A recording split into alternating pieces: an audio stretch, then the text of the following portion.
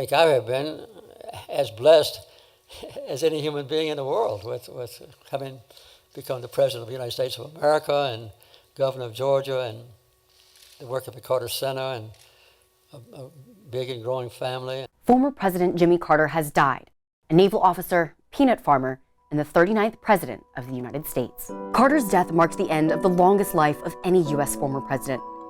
His wife, Rosalind Carter, passed away in 2023. The pair also hold the record for the longest marriage of a presidential couple. Well, the best thing I ever did was marrying Rosalind. That's the pinnacle of my life. Carter only served as president for one term, from 1977 to 1981. While he presided over a stagnant economy and a series of foreign policy setbacks, Carter enjoyed substantial popularity and goodwill in the decades after leaving office. He was particularly well known for his work with the housing nonprofit organization Habitat for Humanity, and was regularly seen helping build homes in his later years. At the end of the week, when the house was finished, and we delivered a Bible and keys to their new house, that we haven't all cried. In fact, I think that's the times in my life when I have wept more than any other, for excitement and for gratification that I was privileged, along with my wife, to participate in such a great project.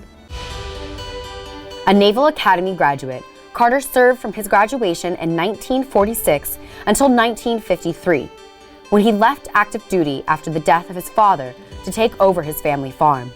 He married his wife Rosalind in 1946. He began his political career in 1963 as a Georgia state senator, running on a platform of racial inclusion and integration. In 1970, Carter won the crucial Democratic primary and the Georgia governorship. His 4-year stint in the State House included signing civil rights legislation and expanding social services. I say to you quite frankly that the time for racial discrimination is over. Carter next turned his eye to the White House. He defeated a large Democratic field to take on incumbent Republican President Gerald Ford. Carter and his running mate, Senator Walter Mondale, defeated Ford in a competitive race with 297 electoral votes and 50.1% of the popular vote. We must adjust to changing times and still hold to unchanging principles. The Carter-Mondale ticket took office in 1977, with the economy in near recession and suffering from high inflation. That toxic combination became known as stagflation, and Carter struggled with it throughout his presidency. The energy crisis, driven by a combination of Carter's domestic policies and panic over the falling global oil supply following the 1979 Iranian Revolution, would again lead the country into an economic downturn. America did not invent human rights. In a very real sense, it's the other way around. Human rights invented America. Internationally, Carter positioned himself as a champion of human rights. He led negotiations of the 1979 peace treaty between Israel and Egypt. The seizure of 66 U.S. embassy staff in Iran following the country's revolution dominated headlines over the last 14 months of Carter's presidency. A failed U.S. rescue attempt, which led to the deaths of 8 troops after diplomatic efforts failed, largely contributed to his landslide defeat by Reagan in 1980. We should never be surprised nor discouraged, because the impact of our efforts has had and will always have varied results.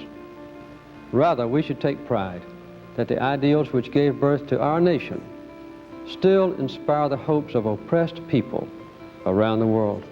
Carter devoted much of his post-presidency to charitable efforts. His establishment of the Carter Center and its work fighting diseases and promotion of peace earned him the Nobel Peace Prize in 2002. My first thought was that we would have a place here, kind of like a miniature Camp David, where we could invite adversarial groups in here, or either I could go to their country to negotiate back and forth between people who were either at war or likely to go to war to promote peace. He regained much of his popularity in retirement. The former president also continued to teach Sunday school at his local Baptist church. All right, I see you're wide awake. A born-again Christian, his faith drove much of his humanitarian work, as well as his human rights advocacy and support for racial equality. He's survived by his 4 children. These are not just my goals, and they will not be my accomplishments, but the affirmation of our nation's continuing moral strength and our belief in an undiminished, ever-expanding American dream. Thank you very much.